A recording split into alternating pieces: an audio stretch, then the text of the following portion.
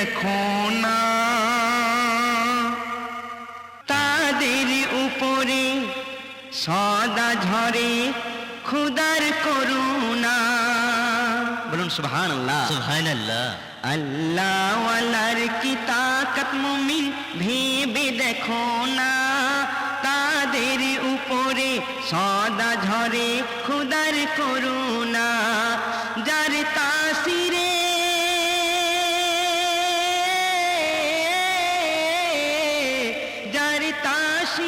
মুর্দা জিন্দা হয় যায় ফলে সোনা, সেই আল্লাহ ওয়ালার ঘটনা এক বলি শোনো না। ও সেই আল্লাহ ওয়ালার ঘটনা এক বলি শোনো না। মন দিয়ে শুনবেন। আল্লাহ ওয়ালা আবুল কাসেমের এক মুরিদ থাকে, আল্লাহ ওয়ালা আবুল কাসেমের এক মুরিদ থাকে, নামে সবাই জানিত তাকে, সুফি সমস্ত নামে সবাই জানিত তাকে। সেই সুফি বাবা পীরের খিদমতে সুফি সমস্ত বিলিয়ে দেয় জীবন, পীরের খিদমতে সুফি সমস্ত বিলিয়ে দেয় জীবন। ইবাদতে সে দিনে রাতে রয় সদা মগন। কিন্তু এই প্রেমী খোদার, এই প্রেমী খোদার কেউ তো খবর জানতে পারে না। সেই আল্লাহ ওয়ালার ঘটনা এক বলি শোনো না। ও সেই আল্লাহ ওয়ালার ঘটনা এক বলি শোনো না। ভাই আমরা পড়েছি একে চন্দ্র, দুয়ে পক্ষ, তিনে নেত্র। হ্যাঁ, নেত্র মানে কি ভাই? নেত্র মানে চোখ। তো একটা অন্তর্চক্ষু আছে নাকি? এই দুই চোখে আমরা দেখি, আর একটা অন্তর্চক্ষু আছে।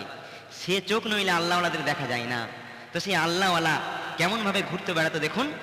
ফকির হালতে সেদিন কাটাতো পাগলের মতো, ময়লা মাখা কাপড় পরে সে ঘুরে বেড়াতো। ফকির হালতে দিন কাটাতো পাগলের মতো, ময়লা মাখা কাপড় পরে সে ঘুরে বেড়াতো। একদিন ঈদের দিন তো কিছু যুবকরা এসে বলছে, ও পাগলা, মনে হয় তুমি মুসলমান? বললো, হ্যাঁ বাবা আমি মুসলমান। বললো, নামাজ পড়বে না? আমি পাগলা মানুষ। বলে, কোনো চালাকি চলবে না, আজকে যখন ঈদ অতএব তোমায় আমাদের সঙ্গে নামাজ পড়তে হবে। তাই যুবক ছেলেরা পাগলাকে বলছে, একই ঈদের দিনে যুবকরা সব পাগলাকে ধরে, একই ঈদের দিনে যুবকরা সব পাগলাকে ধরে, বলে নামাজ পড়তে চলো মসজিদে ওযু করে। তখন পাগলা বাবা কয়, পাগলা বাবা কয়, কেমনি নামাজ পড়ি বলো না। সেই আল্লাহওয়ালার ঘটনা এক বলি শোনো না। ও সেই আল্লাহওয়ালার ঘটনা এক বলি শোনো না। পাগলা বলছে, দেখো তোমরা 1 মাস রোজা করেছো, আজ নতুন নতুন পোশাক সকলের বদনে, সুরমা আতর লাগিয়ে ঈদের ময়দানে যাবে, আর আমার দিকে দেখতে পাচ্ছ না কি? মোর কাপড় নাপাক, দেহ নাপাক, নাপাক সারা গায়।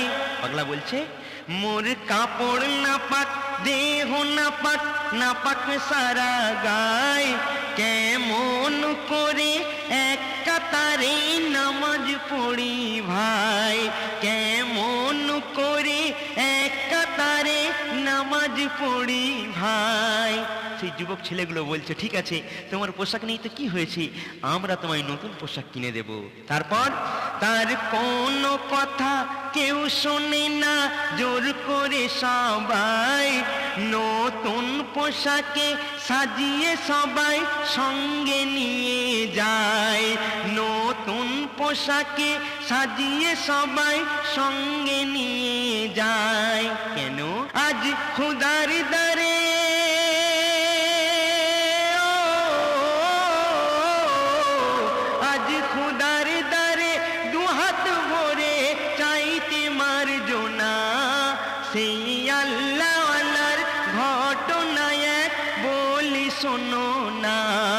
সেই আল্লাহওয়ালার ঘটনা এক বলি শোনো না।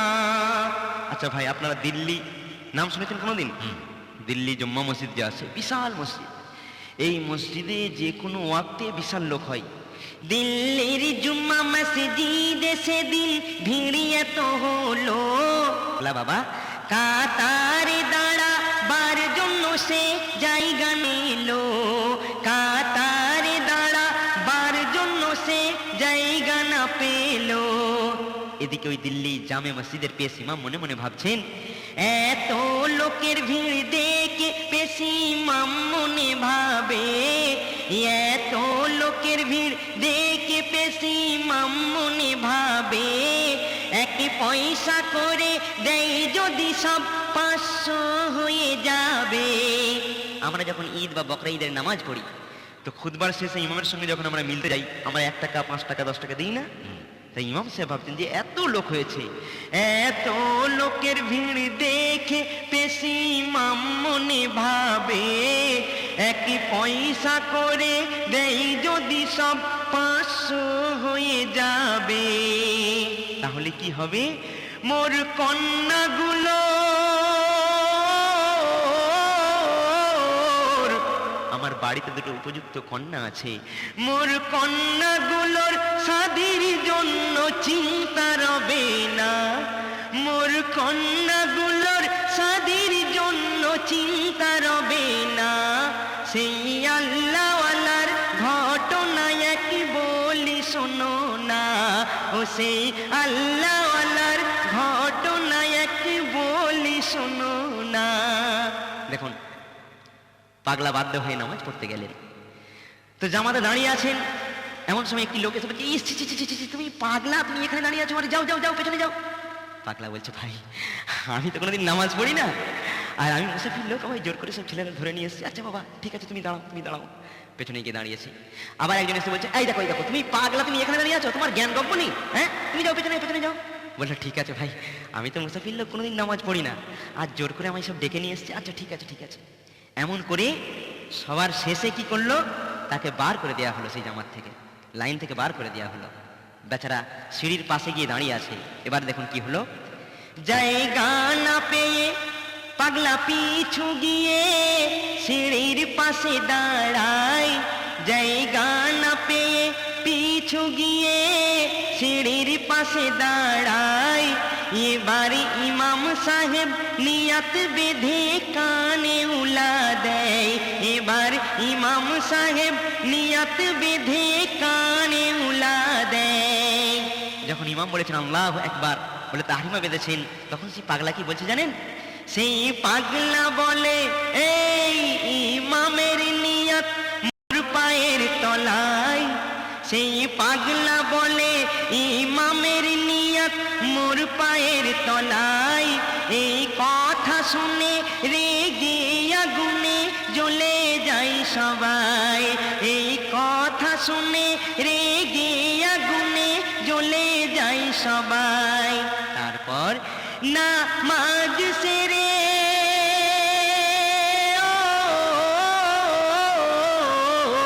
নামাজ সেরে সব বেঁধে তারে মারে দেখো না, নামাজ সেরে সব বেঁধে তারে মারে দেখো না। সেই আল্লাহওয়ালার ঘটনা এক বলি শোনো না, ও সেই আল্লাহওয়ালার ঘটনা এক বলি শোনো না। কারণ পাগলা শরিয়াতের বরখলাফি কথা বলে দিয়েছে, ইমামের নিয়ত আমার পায়ের তলায়। এ কথা শুনে কেউ থাকবে ভাই? মার বললে গোলাম হোসেন ফাঁক নেই, খুব পিটছে। তো আপনারা নিশ্চয়ই সম্রাট শাহজাহানের নাম শুনেছেন, ইতিহাসে পড়েছেন সম্রাট শাহজাহান। তো সেই জামাতে সম্রাট শাহজাহান হাজির ছিলেন। তিনি বার হলেন, আস্তে আস্তে পাগলার কাছে গেলেন, কিছু বললেন না, নাঙ্গা তলোয়ার বের করলেন। তারপর কি করলেন? সম্রাট শাহজাহান ছিলেন হাজির, বলেন ও নাদান। সম্রাট শাহজাহান ছিলেন হাজির, বলেন ও নাদান। তরবার দিয়ে পাগলা বাবার দেয় কেটে গর্দান, তরবার দিয়ে পাগলা বাবার দেয় কেটে গর্দান। দেখুন আমার নাম এস এম নজরুল, যদি আমার মুন্ডুটা কেটে দেওয়া হয়, এই মুন্ডুটা আসমানের দিকে যাবে না নিচে পড়ে যাবে মাটিতে? নিচে পড়ে যাবে, মাটিতে পড়ে যাবে, তাই না? আল্লাহ ওয়ালারা কোনোদিন মরেন না। সেই মুন্ডু কোথায় যাচ্ছে দেখুন, যখন আলাগ করে দেওয়া হলো ধর থেকে, সেই মুন্ডু উড়ে শূন্যে ঘুরে কয় জাহাপানা, সেই মুন্ডু উড়ে শূন্যে ঘুরে কয় জাহাপানা, না বিচার করে মারলে তুমি ঠিকই হলো না, না বিচার করে মারলে তুমি ঠিকই হলো না, করবে সে বিচার, করবে সে বিচার, যার বিচার আমি করব না, করবে সে বিচার, তার বিচার আমি করব না, সেই আল্লাহ ওয়ালার ঘটনা একটি বলি শোনো না। এবার দেখুন, যখন মুন্ডু কেটে দেওয়া হলো, সেই মুন্ডু কোথায় যাচ্ছে? 20 মাইল দূরে বিরাজ করে সেই পাগলা বাবার পীর, 20 মাইল দূরে বিরাজ করে পাগলা বাবার পীর, শেষে তা খোদার ধ্যানে এক একিনে করে যায় জিকির, শেষে তা খোদার ধ্যানে এক একিনে করে যায় জিকির। এমন সময় সেই মুন্ডুখানি আঁকড়ে পীরের কদমে কয়, হুজুর আজ বিনা দোষে মারলো আমায়, বিচারি হার চাই, আজ বিনা দোষে মারলো আমায়, বিচারি হার চাই। মুর্শিদ বলছে, আহা আমার বাছারে, এ হালত তোর কে করলো? তখন সেই মুন্ডু বলছে, হুজুর সম্রাট শাহজাহান বিনা দোষে বিনা অন্যায়ে আমার মুন্ডুপাত করেছে। তখন সেই মুর্শিদ, সেই আবুল কাসেম পীর সাহেব, তিনি ওই ঝুঁটিটা ধরে, মাথার চুলের ঝুঁটিটা ধরে কি করলেন? মুর্শিদ মুন্ডু হাতে,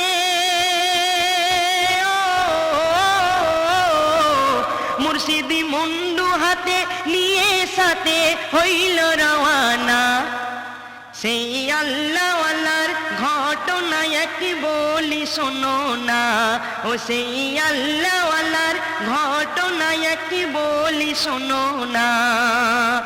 সেখানে হাজির হয়ে গেলেন, সম্রাট শাহজাহানের দরবারে হাজির হয়ে গেলেন। পীর সাহেব গিয়ে ডাকলেন, এই সম্রাট শাহজাহান তুমি নিচে এসো। সম্রাট শাহজাহান নিচে এলেন। তখন পীর সাহেব বলছেন, সম্রাট শাহজাহানে বলে মারলে কেন বলো, সম্রাট শাহজাহানে বলে মারলে কেন বলো। সম্রাট শাহজাহান বলছে, আমি যা করেছি ঠিক করেছি, কারণ ও এত বড় কথা বলেছে, ও শরীয়তের বরখলাফি কথা বলেছে, যে কোনো মুমিন যদি শুনতো আমার মতোই সে এই কাজটাই করতো, অতএব আমি যা করেছি তাই করেছি। বলছে তুমি কি করেছো? তখন সম্রাট শাহজাহান বলছেন, ইমাম কানিয়াত मेरे कदमों के नीचे केनो ये बोलिलो, इमामेर नियत मोर पाएर तलाय केनो ये बोलिलो। বলে তাই নাকি? ঠিক আছে। তখন ইমাম সাহেবকে ডাকলেন পীর সাহেব, ডেকে বলছেন, ইমামকে বলে তোমার নিয়াতের আগে কি কোনো নিয়াত ছিল? ইমামকে বলে নামাজের নিয়াতের আগে কি কোনো নিয়াত ছিল? বলো সত্যি করে তোমার জন্য বাছারে আমার এমন হাল হলো, বলো সত্যি করে তোমার জন্য বাছারে আমার এমন হাল হলো। তখন ইমাম বলছেন, হুজুর আমার একটা নিয়ত ছিল। কি নিয়ত? ইমাম বলে,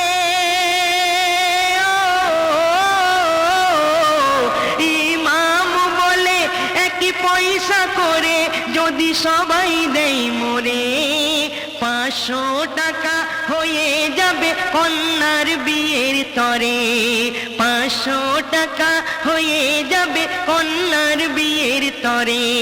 হুজুর এই নিয়াত কিন্তু আমি করেছিলাম। মুর্শিদ তখন বলছেন, আচ্ছা তুমি যে এই নিয়াত করেছিলে 500 টাকার, তুমি কি 500 টাকা পেয়েছো? ইমাম বললেন, না হুজুর, আমি কিন্তু 500 টাকা পাই না। বলে, আচ্ছা আমার বাচ্চা যখন বলেছিল যে ইমামের নিয়ত আমার পায়ের তলায়, কোনখানটায় দাঁড়িয়ে বলেছিল? বলে, হুজুর যেখানে দাঁড়িয়ে আছেন আপনারা ঠিক ওইখানটায়। তখন পীর সাহেব সম্রাট শাহজাহানকে বললেন, এই পাথরগুলো সরানো হোক। সম্রাট শাহজাহান তার লোকজনকে খবর বললেন যে পাথরগুলো সরিয়ে নাও। পীর সাহেব বললেন, না না, লোকজন না, আপনি নিজে ওই পাথরগুলো সরান। তারপর কি দেখা গেল? সুফি সমাজ সেই পাগলা বাবা যেইখানে কদম রেখেছিল, শাহজাহান বাদশাকে পাথর সরায়ে দেখতে বলিল। পাথর সরায়ে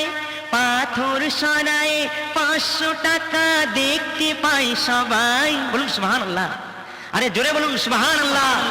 পাথর সরায়ে 500 টাকা দেখতে পাই সবাই।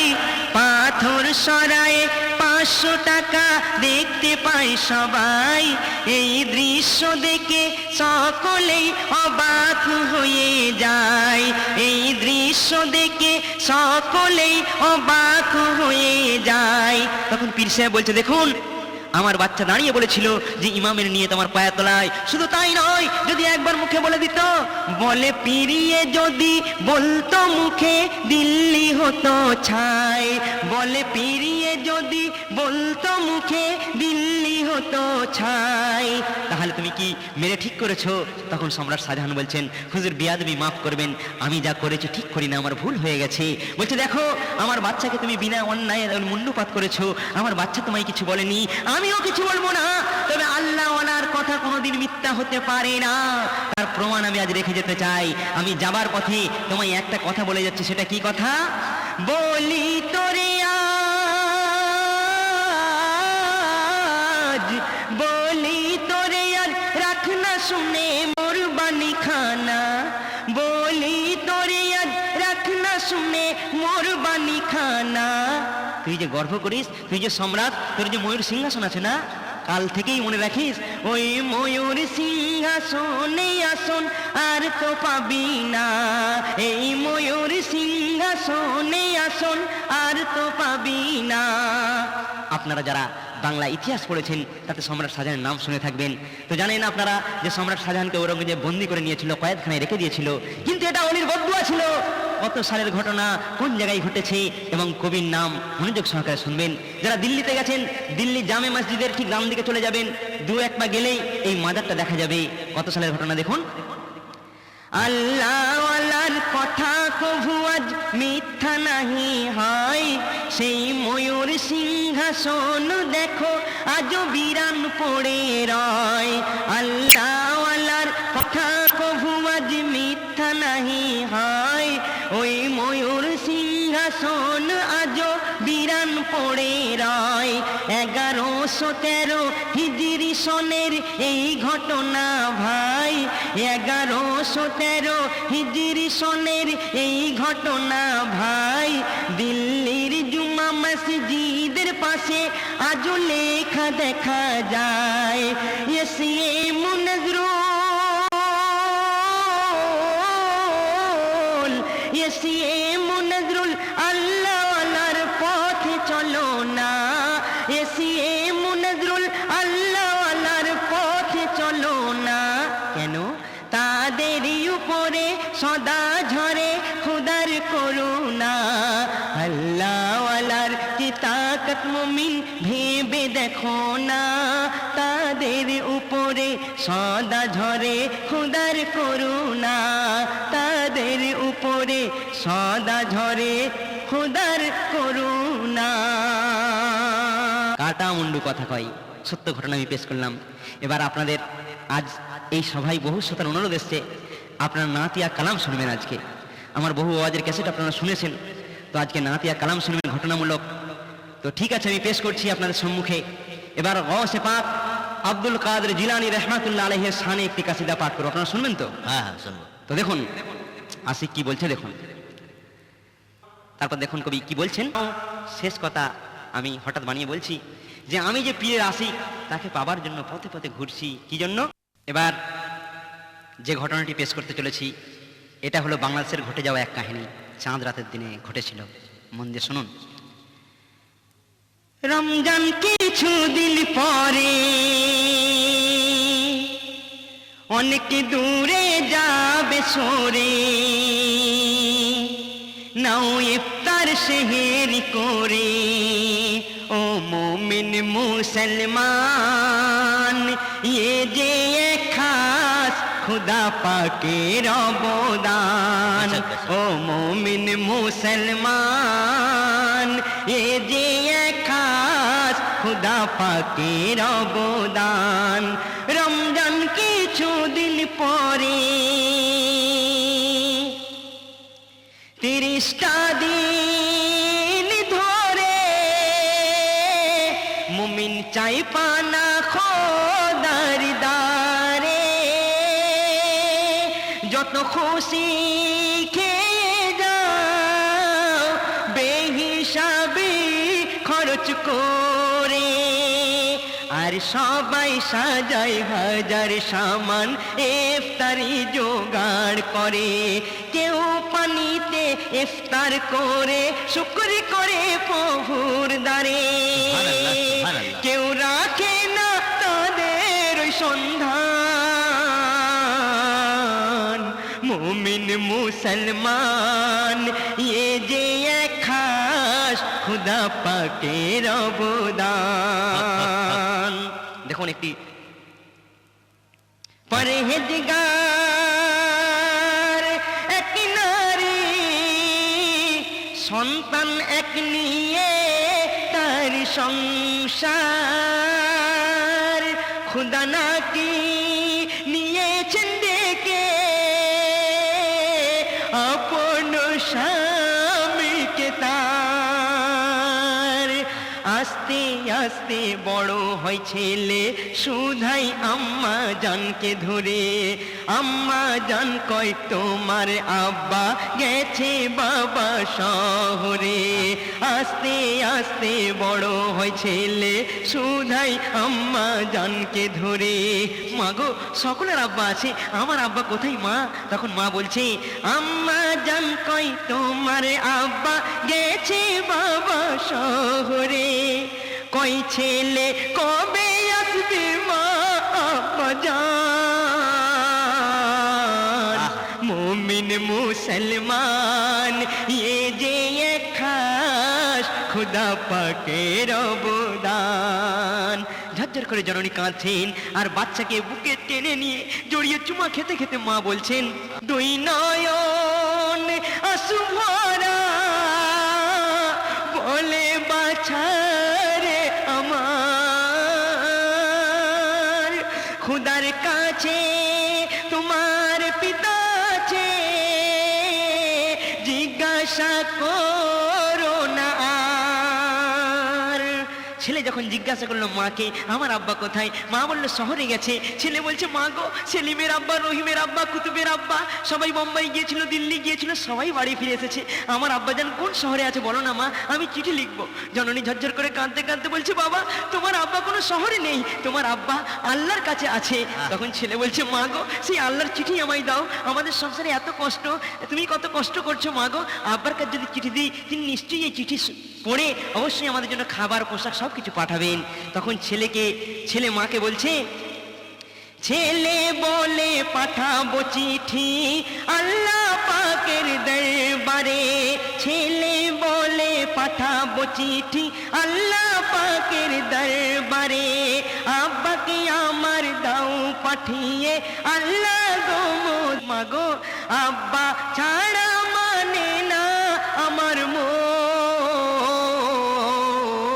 মুমিন মুসলমান, ये যে এক খাস खुदा পাকের অবদান। বাধ্যতামূলক জননীকে যখন ছাড়ছেন না, জননী বলছেন বাবা আমি তো বললাম যে তোমার আব্বা আল্লাহর কাছে গেছেন। তাই ছেলেটিকে আল্লাহর কথা যখন বললো, ছেলেটি বলছে ঠিক আছে আম্মা জান, আমি আল্লাহর দরবারেই চিঠি পাঠাবো। চিঠি লিখছে ছেলে। তারপর কি হলো দেখুন, খুশি মনে এক ধ্যানে আব্বাকে চিঠি লেখে, চিঠি হাতে যাই ছুটে, চিঠির বাক্স যেখানে থাকে, বাক্স বাক্সটি উপরেতে রয়, বাচ্চার হাতও গেল নাই। বাক্সে ফেলার তরে বাচ্চা দেখো না শুধু লাপায়, হাত না পেয়ে হয় পেরেশান। মুমিন মুসলমান এ যে খাস খুদা পাকের অবদান। বাচ্চাটি যখন বাক্সে হাত পাচ্ছে না, এমন সময় একটা লোক দেখতে পেয়ে ছুটে এসে বলছে, বাবা খোকন তুমি কাকে চিঠি দেবে? তখন ছেলেটি কাঁদতে কাঁদতে বলছে, আমাদের সংসারে অনেক কষ্ট যায়, আমার আব্বাজান নাকি আল্লাহর দরবারে কাজে গেছেন, আম্মাজান প্রায় বলেন আব্বাজান আসেন না, সেই জন্য আমি আব্বাকে চিঠি পাঠাচ্ছি, আমার আব্বা চিঠি পড়ে আমাদের জন্য খাবার পোশাক পাঠাবে, এই জন্য চিঠি লিখে আমি আল্লাহর কাছে ছাড়বো, কিন্তু বাক্সে হাত যাচ্ছে না। তখন সেই লোকটি বলছে, আহা আহা বাবা তুমি ওই চিঠিটা আমাকে দাও। তারপর এক ব্যক্তি এসে বলে, চিঠি দেবে বাচ্চাকারে, বলে শিশু গেছে কাজে, আব্বা মোর খোদার দারে। আম্মা জান ওই কাঁদে শুধু, সংসারেতে কষ্ট যায়, খোদার কাছে তাই দিচ্ছি চিঠি, আব্বাকে যেন পাঠিয়ে দেয়। শিশুর কথায় বুক ফেটে যায় তখন, মুমিন মুসলমান এ যে খাস খুদা পাকের অবদান। তখন সেই লোকটি বলছে, বাবা তুমি তো হাত পাচ্ছ না, তুমি এক কাজ করো, ওই চিঠিটা আমায় দাও, আর এই বাক্সে ফেললে তাড়াতাড়ি যাবে না, আমাদের বাড়ির পাশে থেকে পিয়ন যায়, আমি পিয়নের হাতে দিয়ে দেবো, তাহলে কালকের মধ্যেই তোমার আব্বার কাছে এই চিঠিটা পৌঁছে যাবে। তারপর কি হলো দেখুন, শিশুকে বলে দাও দি ফেলে, খোদার কাছে যাবে চলে, চিঠি পড়ে সব বুঝতে পারে। সেই লোকটি বড় দয়ালু ছিল, চিঠি পড়ে যখন সব বুঝতে পারলো, তারপর ঈদের পোশাক কিনে দেয় সেই ঠিকানায় ছেড়ে, চিঠি পড়ে সব বুঝতে পারে, ঈদের পোশাক কিনে দেয় বাচ্চার ঠিকানায় ছেড়ে। যখন ওই পোশাক ওই টাকা যখন বাড়িতে পৌঁছে গেল, আম্মা জান অবাক হলেন, বাচ্চাকে জিজ্ঞাসা করে, আম্মা জান অবাক হলেন, বাচ্চাকে জিজ্ঞাসা করে, এ কি অবাক কাণ্ড, এমন করে কি ব্যাপার, আমি কি স্বপ্ন দেখছি নাকি? তখন ছেলেটি বলছে, চিঠি দিয়েছিলাম মা গো, পাঠিয়েছে আব্বা মোদের তরে, আব্বার খোদা পাক বড় মহান, মুমিন মুসলমান এ যে খাস খুদা পাকের অবদান। এবার দেখুন, আজকে ওই চাঁদ রাত্রি, কালকে ওই খুশির ঈদ, যার করে সবাই জেগে চোখে দেনে কারণে, মা ছেলে বিছানায় ঘুমিয়ে আছে, ঠিক এমন সময় দরজাতে ফের কে এসে ঠক ঠক করে, এমন সময় দরজাতে ফের কে এসে ঠক ঠক, বাচ্চা বলে দাও মা খুলে, কেউ মেহমান বুঝিয়ে এলো ঘরে, থেকো না আর ওই দণ্ডায়মান, মুমিন মুসলমান এ যে খাস খুদা পাকের অবদান। তারপর দেখুন, যখন বাচ্চা বারবার বলছে, মা গো মনে হয় কোনো মেহমান এসেছে, তুমি একবার দরজাখানা খুলে দাও না, আম্মাজান যখন দরজা খুললেন, কি দেখা গেল, দরজা খুলে দেখতে পেল আপন স্বামীকে,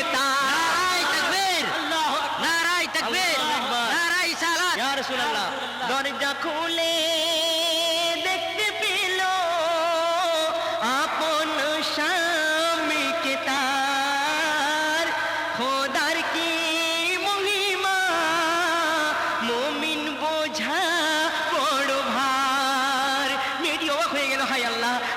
দেখছি। স্বামী বলছে, হ্যাঁ বেগম আমি তোমার স্বামী। বলছে, স্বামী আপনি যে 5টি বছর আগে? বলে, হ্যাঁ বেগম ঠিকই বলেছো, আমি নদীর স্রোতে ভেসে গিয়েছিলাম, আমি অনেক দূরে পৌঁছে গিয়েছিলাম, সেখান থেকে আর আসতে পারিনি। তখন স্বামী বলছে, স্বামী বলে, নদীর তলে গিয়েছিলাম ভেসে, হুঁশ যখন ফিরিল আমার দেখিয়াছি একে টুরিয়ার পাশে। আমার মাথা ঠিক ছিল না, আমি অনেক চেষ্টা করেছি, তোমাদের কাছে আসতে পারিনি। অনেক কষ্টে, অনেক চিন্তা ভাবনা করে আমি চিন্তা করলাম যে আজকে হচ্ছে চাঁদ রাত্রি, কালকে ঈদ, আমাকে যে কোনো ফিকিরে বাড়ি যেতে হবে। তাই বিবি দেখো, আমি সব কিছু নদী নালা পার করে আমি তোমার কাছে চলে এসেছি। আর সঙ্গে কি নিয়ে এসেছি দেখো, আজ এনেছি করে অনেক উপার্জন। মুমিন মুসলমান এ যে খাস খোদা পাকের অবদান। চিন্তা করুন, আল্লাহ মহিমা বোঝা বড় ভার। সর্বশেষে কবি বললেন, কেউ একা ভেবো না গো, একা কভু তুমি না, যার কেউ নাই তার খোদা আছে, সেই তো করে দেখা শোনা। এস.এম. নজরুল হকের পথে জীবন তোমার গড়ে যাও। এস.এম. নজরুল হকের পথে জীবন তোমার গড়ে যাও। অসহায়ের দুঃখে তুমি জান মাল ওই সুফে দাও। এই তো ইসলামী বিধান। মুমিন মুসলমান এ যে খাস খোদা পাকের অবদান। রমজান কিছুদিন পরে অনেক দূরে যাবে সরে, নাও সেহরি ইফতার করে।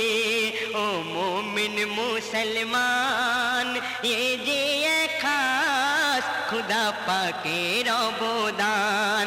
ও মুমিন মুসলমান এ যে খাস খোদা পাকের অবদান। এ যে খাস খোদা পাকের অবদান। আরেকটা, এবার শুনুন, আপনার রিনদানা শুনতে চান নাকি ভাই? আপনার নিন্দানা, ঠিক আছে। খোদা পাকের শানে একটু সুন্দর কালাম, আশা করি মন দিয়ে শুনবেন।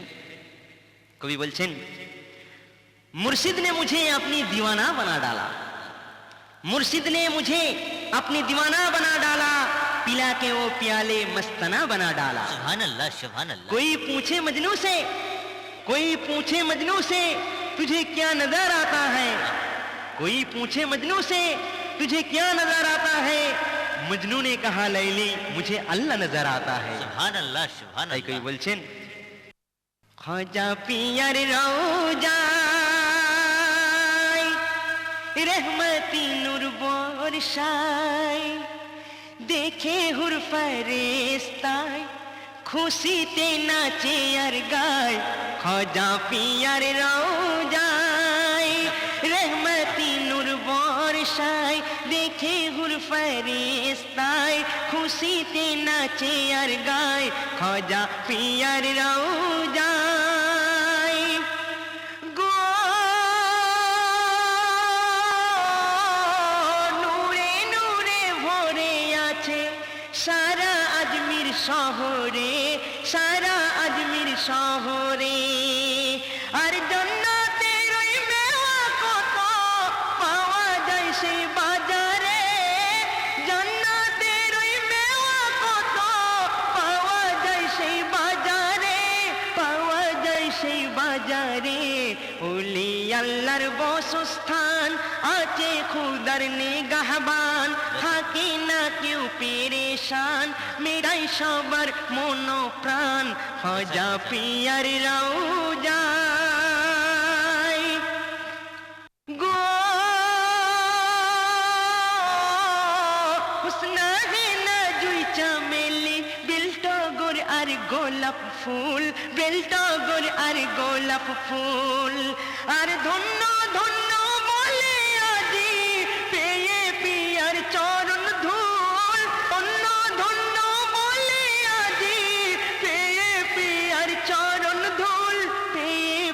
পিয়ার চরণ ধুল মালা করে তাই সবাই পিয়ার রওজাতে ছড়ায়, পিয়ার ছোঁয়াতে দেখো তাই কিসমত এদের চমকে যায়। খাজা পিয়ার রওজায় রহমতি নূর বর্ষায়, দেখে হুর ফেরেশতায় খুশিতে নাচে আর গায়।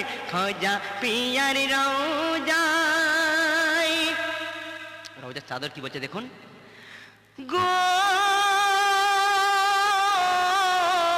সুতার কাপড় বলে চাদর এ নাম যেদিন পেয়েছি মুর্শিদে ভালোবেসেছি। গো সুতার কাপড় বলে চাদর এই নাম যেদিন পেয়েছি মুর্শিদে ভালোবেসেছি। আর পিয়ার জন্য হলাম ধন্য আশিকের মাথায় চড়েছি, পিয়ার জন্য হলাম ধন্য আর আশিকের মাথায় চড়েছি।